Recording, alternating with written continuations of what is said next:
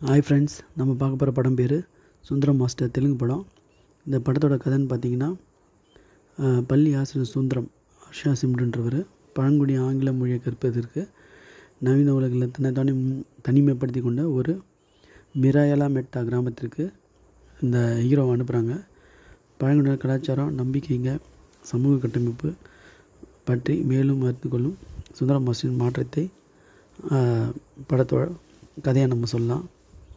Kalyan Santhosh director Sundaram master. ஒரு comedy படமாக வந்திருக்கு. படைரவின் மலைகள், சுற்றுப்புறங்கள், அழகிய பின்னணி அமைக்கப்பட்ட இப்படம் ஒரு காமெடி ஜேர்னலில் வந்த படம். அஷா செம்முடு மற்றும் திவ்யா ஸ்ரீபிரதா அவங்க நடிச்சிருக்காங்க.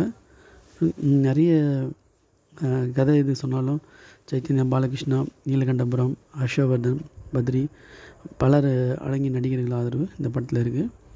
ஒரு கடுமையான சமூக உணர்வை வர்ணனையாக செயல்படுது. 2 மாறுபட்ட உலக கண்ணோட்டங்களை இணைக்கிறது. இந்த தன்னிறைவு மற்றும் மற்றொன்று பேரரசில் வேரூன்றியுள்ளது. கல்யாண் சந்தோஷ் இந்த நாடகத்தை காமெடி இதில் அவர் விளக்கியிருக்காரு. இந்த படத்தில் இங்கிலீஷ் கற்றுக் கொடுக்க அந்த ஹீரோ அந்த ஊருக்கு போவார். இப்போ நம்ம பார்த்த படங்கள், நிறைய படங்களை நம்ம சொல்லலாம். இப்போ நம்ம தமிழில் நிறைய படங்கள் இருக்குது. முந்தானை முடிச்சு, வாகை சுடவா.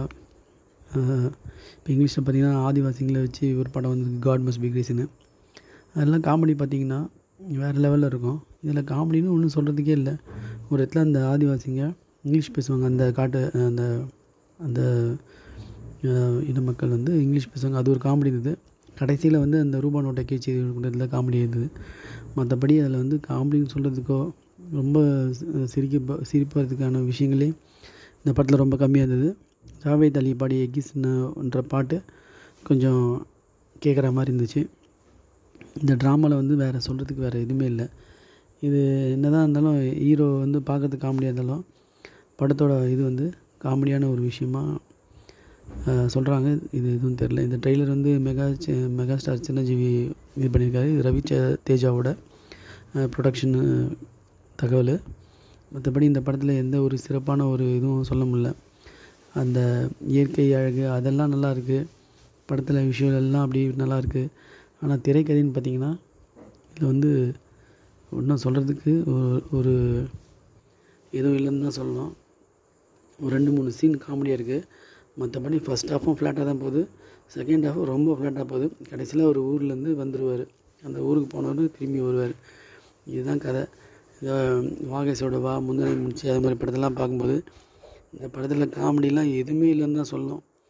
ஹீரோவை பார்த்து சிரிக்கிற மாதிரி இருக்க தவிர அதில் வந்த பொம்பளைங்களாம் பார்த்திங்கன்னா ரொம்ப மாடலாக இருப்பாங்க. அந்த மாதிரி ட்ரைப் பீப்புள் மாடலாக இருக்கிறது இங்கே அதெல்லாம் கவனிக்கவே இல்லை. அதெல்லாம் ரொம்ப கவனித்து ரொம்ப இதுவாக எடுத்துருக்கணும். அவங்கள பார்த்தா ஒரு ரொம்ப மாடலாக இறங்கினவங்க மாதிரி லேடிஸ்லாம் இருப்பாங்க. அதெல்லாம் எதுவுமே அவங்க பார்க்க காணோம். வெறும் அது ஒரு காமெடி படம் நினச்சி எடுத்துருக்காங்க. ஆனால் அந்த படத்தில் இவங்க எடுத்தது தான் காமெடி மாதிரி இருந்தது. Thank you friends.